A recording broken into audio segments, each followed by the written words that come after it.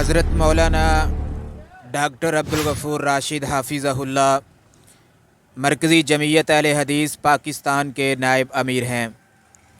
ہم ان سے ملنے اور ان کی جماعتی، تنظیمی اور تدریسی خدمات کی معلومات حاصل کرنے کے لیے لاہور میں ان کی رہائش گاہ پہنچے۔ مقررہ وقت پر ہم ان کی قیام گاہ پہنچے تو وہ اپنے ہفتہ وار درس قرآن میں تفسیر قرآن مجید بیان کر رہے تھے۔ درس قرآن مجید ختم ہوا تو انہوں نے ہمیں اپنی زندگی کے نشیب و فراز سے آگاہ کیا۔ لیکن اگر کوئی سبب بھی نہ ہو، کوئی وجہ بھی نہ ہو، کوئی جواز بھی نہ ہو، پھر انسان کو قتل کرنا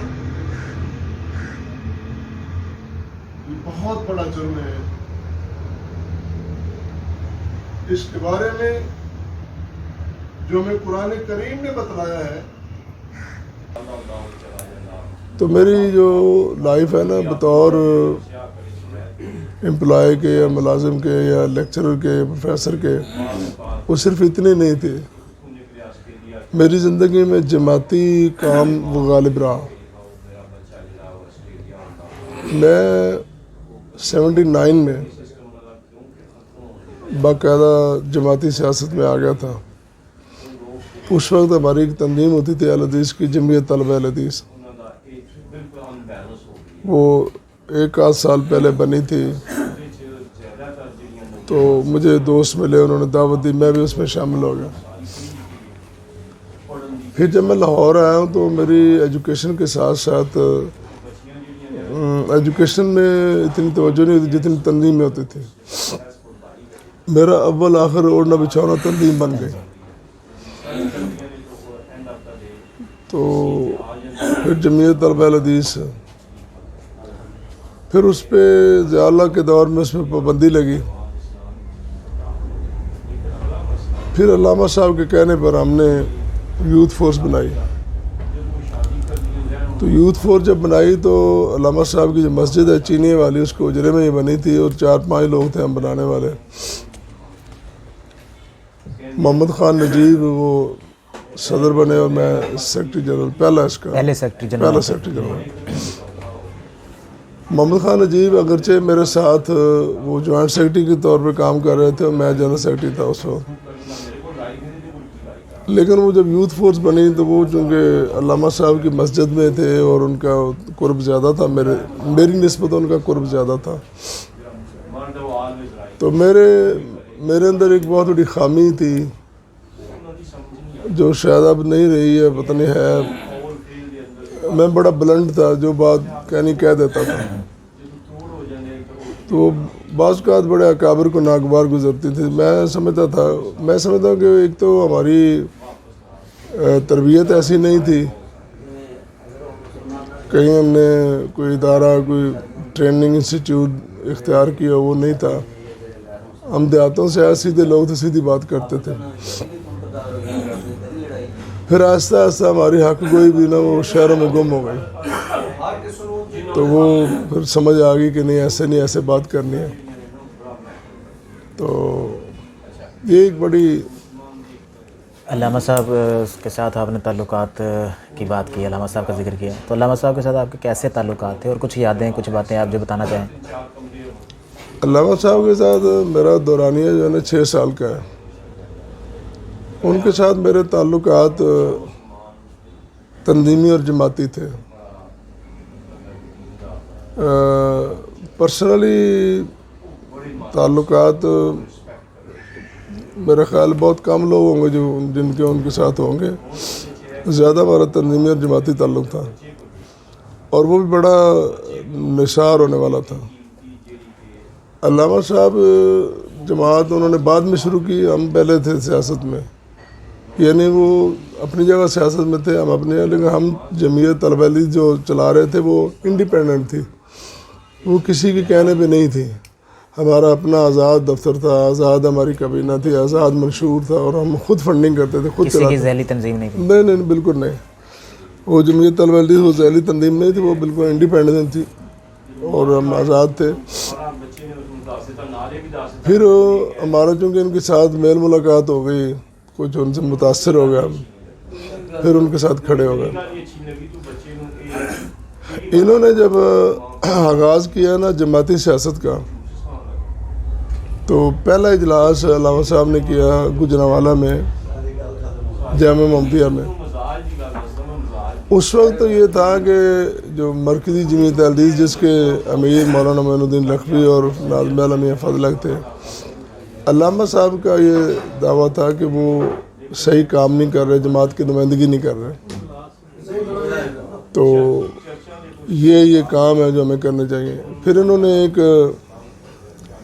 مطالبات کچھ لکھ کے ایک اشتہار شائع کیا اہل حدیث مطالبات کمیٹی کے نام سے.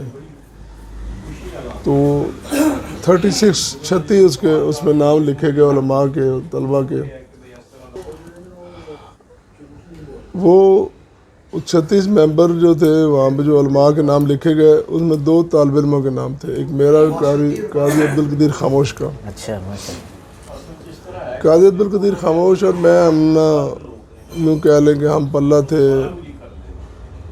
وہ ایک ہمارے درمیان معاصرانہ چشمک بھی تھی، معاصرانہ محبت بھی تھی.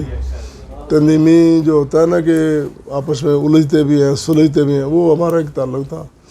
اس وقت اتنے لڑکے نہیں ہوتے تھے تنظیموں میں، چند لوگ 2-4 بندے تھے جو کام کرنے والے تھے. اور پھر وہ کوئی وجہ بنی، وہ واپس گجرات چلے گئے. ادھر جا کے انہوں نے ایک مسجد بنا لی. 1-2 سال وہ غائب رہے. پھر یہ یوتھ فورس بنی علامہ صاحب کی فرمائش پر. اس کا میں پہلا سیکرٹری جنرل بنا، 3 مہینے میں تقریباً رہا. پھر علامہ صاحب نے اس کا ایک آرگنائزر مقرر کیا، تو ان کا باقاعدہ وظیفہ بھی رکھا مولانا شمشاد سرفی صاحب کا. تو پھر وہ قاضی خاموش واپس آ گئے، ان کو لایا گیا ادھر سے، ان کو سیکرٹری جنرل بنایا گیا. اور مجھے انہوں نے علامہ صاحب نے کہا کہ آپ جمعیت طلبہ اہل حدیث دوبارہ زندہ کریں. میں پھر اس میں لگ گیا. تو اس وقت ان کے ساتھ کھڑا ہونا، آج تو ہر بندہ دعویٰ کرتا ہے کہ میں فکر ظہیر کا لمبردار ہوں، میں نے یہ کیا، میں نے وہ بڑا مشکل کام تھا. علامہ صاحب دھیمے مزاج کے بندے ہی نہیں تھے. وہ ہمیشہ بڑی بات اور اونچی بات کرتے تھے. آواز بھی ان کی بلند ہوتی تھی اور بات بھی بڑی کرتے تھے. تو بہت سارے لوگوں کو باتیں بھی نہیں تھے، زیادہ ان کے ساتھ اختلافات رہے. تو ہم نے ان کے ساتھ کھڑے ہو گئے، بڑی مخالفتیں مول لی. میرے اپنے کئی ناراض ہوئے، میرے اساتذہ کئی ناراض ہوئے، جہاں سے میں نے تعلیم پائی تھی ان کے ساتھ بھی الجھنا پڑا، اور بہت ساری. وہ بڑی تلخ یادیں ہیں، جب ہم یاد کرتے ہیں تو ہم کیسے کیسے وہاں کھڑے رہے اور کیسے کیسے کرتے رہے. مقصد یہ ہے کہ ان کے ساتھ کھڑا ہونا کوئی آسان کام نہیں تھا. انہوں نے اہل حدیث مطالبات کمیٹی رکھی. پھر انہوں نے کچھ عرصے بعد ہی مرکزی جمعیت اعلان کر دیا کہ میں نے وہ بنا لیا. تو جو مرکزی جمعیت جو کہ ان کی تھی، مولانا کی تھی، انہوں نے کہا کہ یہ تو نہیں، بات عدالت تک پہنچی. لہذا پھر انہوں نے مرکزی ہٹا کے جمعیت اہل حدیث نام رکھا اور اس سے کام کرنا شروع کر دیا. تو جمعیت اہل حدیث کا پھر اپنا نظم بن گیا، مرکزی جمعیت اپنی جگہ پہ تھی. پھر ان کا آپس میں جو ہوتا ہے ایک لامحالہ مخالفت ہونی تھی، ہوتی رہی. تو عوامی خطبہ زیادہ علامہ صاحب کے ساتھ آ گئے. تو دوسرے جو تھے وہ مدارس کے اساتذہ شیوخ وغیرہ، وہ کام ادھر ساتھ تھے دوسرے سال.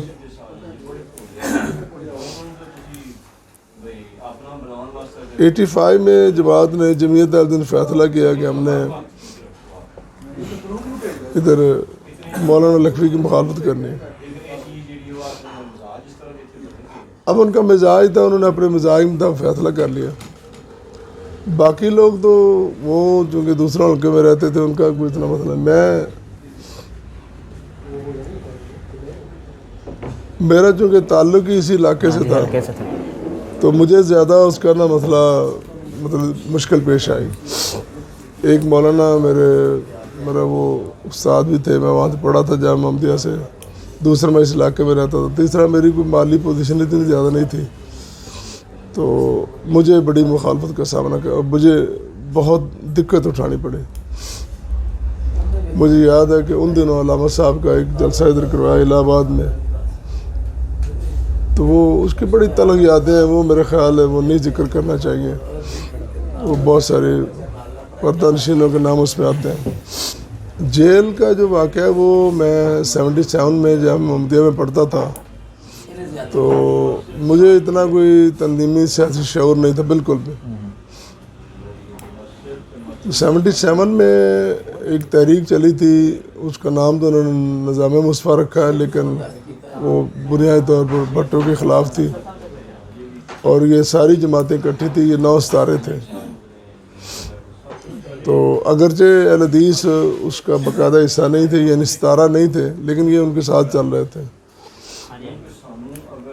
یہی کئی باتیں ہیں نا, ان کی بنیاد پر علامہ صاحب میدان میں آئے تھے کہ ہم کسی کا ستارہ بھی نہیں, پھر بھی تھا. اس وقت علامہ صاحب تحریک استقلال میں تھے. تو وہ تحریک چلی, ہر جگہ سے گرفتاریاں ہو رہی تھیں. تو میرے استاد گرامی مولانا عبداللہ چھتوی صاحب رحمۃ اللہ علیہ, امن کہنے لگے اور راشد جس طرح وہ بولتے کیا اور کوئی اسلام آباد سے گرفتاری دینی. میں کہا جی ساتھ جی چلو جی. وہ ہم نے اسلام کے لیے گرفتاری دی اور ہم چلے گئے. وہ تقریباً 2.25 مہینے میں ساہیوال جیل میں رہا. آپ کا تعلق مرکزی جمعیت اہل حدیث پاکستان سے ہے, کون کون سے عہدے ہیں, کیا ذمہ داریاں ہیں؟ مرکزی جمعیت اہل حدیث میں نے اس کے ساتھ کام شروع کیا, مجھے سال یاد نہیں آ رہا, جب میں قصور میں پتوئی کالج میں تھا تو اس وقت ناظم ضلع کی ذمہ داری ملی. وہ میں نے 2-4 سال بہت اچھا کام کیا, بڑا کام کیا, بلکہ وہ کم مثال ملتی کہ اتنا کام ہم نے بڑی یونٹ سازی کی اور بڑے. تو پھر اس کے بعد جب نظم چینج ہوا پھر مجھے مرکز میں لے جایا گیا. تو اس مرکز میں کوئی ذمہ داری ایسا تھی نہیں. اسسٹنٹ سیکرٹری جنرل کی مجھے دی گئی, یعنی نائب بھی نہیں, ڈپٹی بھی نہیں, اسسٹنٹ سیکرٹری جنرل. پھر اس کے بعد مجھے وہ بنایا گیا ناظم طبع و تالیف. ایک دورانیہ میں ناظم طبع و تالیف رہا. پھر اس کے بعد مجھے ایک دورانیہ 4-5 سال کا ہوتا ہے. پھر مجھے ناظم تعلیمات بنایا گیا. پھر اس کے بعد ناظم ذیلی تنظیمات. یہ دوسرا تیسرا ٹینور ہے. اب کچھ عرصے سے کچھ 6 مہینے سال ہو گئے, انہوں نے ساتھ مجھے نائب امیر بھی بنایا. پھر 2 ٹینور میں چیئرمین انتخابی بورڈ بھی رہا ہوں, 2 الیکشن میں نے کروائے ہیں. اور یہ سارے بڑے مشکل ٹاسک ہیں. تنظیمات کو آرگنائز کرنا یہ بھی مطلب معمولی کام نہیں ہے, مشکل کام ہے. میرا یہ پازیٹیو جو پلس پوائنٹ میرا رہا ہے کہ میں جو ذمہ داری ملتی کام کرتا ہوں. برائے نام نہیں ہے کہ ذمہ داری لی اور گھر جا کے بیٹھ کے لکھوا کے تختی فلاں. ہمارے اکثر ایسے کرتے ہیں. بعض کا مجھے حیرت ہوتی ہے کہ علماء کرام اس میں پتہ نہیں سند جواز کہاں سے مل جاتی ہے کہ ذمہ داری لے لیں اور کام نہ کریں. میں اس کو نہیں سمجھتا مناسب. میں سمجھتا ہوں کہ ہمیں کام کرنا چاہیے, لہٰذا میں کام کرتا رہا ہوں. اب جب میں آیا تو تنظیم میں صرف یوتھ فورس ہی منظم تھی اور اس کے ساتھ تھی تھوڑی سی ASF تھی. تو ان کو بھی منظم کیا اور پھر اس کے ساتھ اساتذہ کو منظم کیا, خواتین کا ونگ بنایا, جمعیت طلبہ حدیث کو بنایا, وکلاء اکٹھے کیے, حکماء کا ونگ بنایا, اب نعت کا حوصلہ ہے, قراء کو منظم کیا. بہت ساری تنظیمیں کھڑی کی ہم نے اور الحمدللہ اللہ تعالیٰ توفیق دیتا ہے, اس کی توفیق سے میں کام کر رہا ہوں. یہ ایک مثبت قسم کی دیوانگی ہے جو اللہ تعالیٰ عطا کر دیتا ہے. یہ دیوانگی اب بڑھاپے میں آئی ہے یا شروع سے؟ نہیں, شروع سے رہی ہے. اب دیکھیں یہ بات کہنے والی نہیں ہے کہ میں جب جلسہ ولسہ میں جاتا ہوں تو مجھے گرم مسافہ اور گرم لفافہ نہیں ملتا. اچھا اور وہ مجھے سمجھتے ہیں کہ یہ لیڈر ہے, اس کو ضرورت نہیں. اچھا. اور اگر وہ نہیں دیتے تو اللہ تعالیٰ نے بھرم قائم کیا ہوا ہے, وہ مجھے توفیق دیتا ہے کہ میں چلتا رہوں. میں نے آج تک کہیں پہ کسی پہ کوئی تبصرہ نہیں کیا فلاں نے ایسا کیا. اب کچھ عرصے سے بعض اوقات کوئی لوگ تھما بھی دیتے ہیں, کوئی کرایہ ورایہ پیٹرول. یعنی کہ ہم کہہ سکتے ہیں یہ ساری بھاگ دوڑ آپ کی بے لوس ہے. بالکل. دیکھیں جماعت سے کسی قسم, آج تک میں نے جماعت سے کبھی کوئی وظیفہ نہیں لیا, جماعت سے میں نے کبھی کوئی سیلری, کوئی تنخواہ, کوئی اس طرح کا مشاہرہ نہیں لیا. اور جتنے میں سفر کرتا ہوں, اللہ کہ ایسا کوئی سفر ہو, کوئی جماعت نے وفد بنایا ہو تو وہ تو علیحدہ سسٹم ہے کہ کہیں ملک کے اندر جانا ہے یا باہر جانا ہے تو وہ تو ہوتا ہے. لیکن میں کوئی جو پروگرام دور دراز تک بھی جاتا ہوں, جنازوں میں شرکت ہوتی ہے, شادی میں شرکت ہوتی ہے جماعتی احباب کے یا جلسوں میں, وہ بس اللہ کی رضا کے لیے اور اپنی مطلب گرہ سے چلتے ہیں کسی قسم کا. اور میرا پھر کوئی ادارہ بھی نہیں ہے کہ ادارہ فنڈنگ کر رہا ہو, جس طرح کوئی جامعہ ہو, مدرسہ ہو تو اس کی, یا میں کسی شہر کا یونٹ کا امیر رہا ہوں تو وہ پھر ظاہر میں اگر پنجاب کا ڈسٹرکٹ کا ہے تو وہ نظم اس کو سپورٹ کر, ایسا نہیں ہے. میری مشکل ذمہ داری رہی ہے اور اللہ تعالیٰ کی توفیق سے میں نے نبھائی ہے, اور یہ سارا ایسا ہی چل رہا ہے. اور اللہ تعالیٰ اس کو چلائے رکھے جب تک ہیں, انشاءاللہ میں چلاتے رہیں گے. اور اس میں آپ کے جی بلکہ میں یہاں پہ پچھلے سال مجھے جب کووڈ-19 ہوا تو بڑی مشکل تھی, اللہ تعالیٰ نے شفا دے دی, واپس آیا تو میر صاحب اسپتال میں گئے ملنے کے لیے. تو میں نے انہیں کہا کہ یہ بڑی مشکل تھی, اللہ نے آسانی پیدا کر دی ہے اور میرا حوصلے دوبارہ جوان ہوئے, اور میں انشاءاللہ نئے عزم کے ساتھ اب آگے آؤں گا. اور ریٹائرمنٹ کے بعد مجھے یونیورسٹی میں اچھی جگہ مل سکتی ہے, لاکھوں روپے مل سکتے ہیں بطور ڈاکٹر ہونے کی, PhD ہونے کے, لیکن میں نہیں جاب کروں گا, میں نے صرف جماعت کا کام کرنا ہے, اور وہ بھی بے لوس اور فی سبیل اللہ الحمدللہ وہ کر رہا ہے. نہیں, میں کسی شخصیت کے لیے کام نہیں کر رہا. پروفیسر ساجد میر صاحب میرے امیر ہیں, اگر خدا نہ کرے کوئی اور ہوگا, میں جماعت کے ساتھ ہوں. تو میرے صرف ان کے لیے نہیں ہے کہ وہ ہے تو میرے کوئی ذاتی کوئی, پہلے بھی تھا. اور میں نے کہا جب یہ سارے نہیں تھے, ہم تو اس وقت تنظیم میں تھے, یعنی علامہ صاحب کے ساتھ بعد میں ملے, ہم نے تنظیمی زندگی پہلے شروع کی ہے. تو اس وقت یوں لگتا ہے کہ میں تقریباً بہت پرانا ہوں جو تنظیمی طور. اور پھر میری ایک یہ بھی بات رہی نا کہ میں ادھر ادھر نہیں کہیں گیا, جہاں کھڑا تو وہیں کھڑا رہا. بڑے بڑے لوگ بڑی بڑی چیزیں دیکھ کے, کوئی گاڑیاں دیکھ کے, فلاں دیکھ کے ادھر ادھر. جب یہ جہاد کا سلسلہ شروع ہوا تھا نا تو بڑے بڑے شیوخ متاثر ہوئے تھے. میں کبھی بھی مرید کے نہیں گیا, میں فکری طور پہ اس کو صحیح نہیں سمجھتا تھا, اور میں سمجھتا تھا کہ یہ ان کا نقطہ نظر مناسب, میں وہاں نہیں گیا. اور الحمدللہ وقت نے ثابت کیا کہ ان کی لائن درست نہیں تھی. تو اس لیے میرے کہ کسی شخصیت کے لیے کام نہیں ہے, اور شخصیت کے لیے ہوتا تو پھر بندہ مفادات سامنے رکھتا ہے. اور دوسری میں آپ کو یہ بات بتلا دوں کہ مجھے آج تک جماعت نے, ہوتا نا باقی کئیوں پر احسان ہے فلان, مجھے نہیں کوئی چیز دی, نہ میں نے مانگی آج تک. جماعت کی طرف سے مجھے کچھ نہیں ملا کہ مجھے کوئی سرکاری طور پر کچھ لے کے دیا فلاں فلاں, کوئی نوازش نہیں ان کی. میں گلہ نہیں کر رہا, میں ایک حقیقت ہے. اس کے باوجود میں دوسروں سے زیادہ جذبے کے ساتھ کام کرتا ہوں. یہ اللہ تعالیٰ کے ساتھ معاملے ہوتے ہیں, اور وما توفیقی الا باللہ, اس کی توفیق سے ہوتا ہے. جب کسی بندے پر اتنی زیادہ ذمہ داریاں ہو, وہ ذمہ دار شخص ہو, تو تنقید تو ہوتی ہوگی آپ پر بھی بہت زیادہ, ابھی تک ہو رہی ہے. آپ کیسے پھر وہ اس تنقید کا کیسے سامنا کرتے ہیں؟